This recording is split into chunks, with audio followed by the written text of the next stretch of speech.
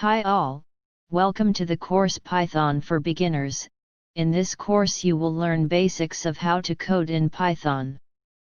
Before going into the course, let's learn something about Python and its applications.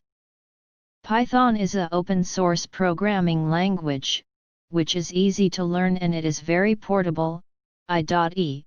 If you write a Python code in Windows operating system, you can easily import it to Linux operating system without much of a hassle. So, why Python? Why should you learn Python? As I said before, it is easy to learn and its popularity is growing among the developer community.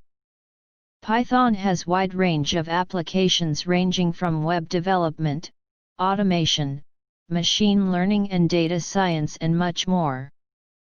For further learning, Django and Flask are web development frameworks which uses Python. NumPy and Pandas are modules present in Python which are very useful in machine learning.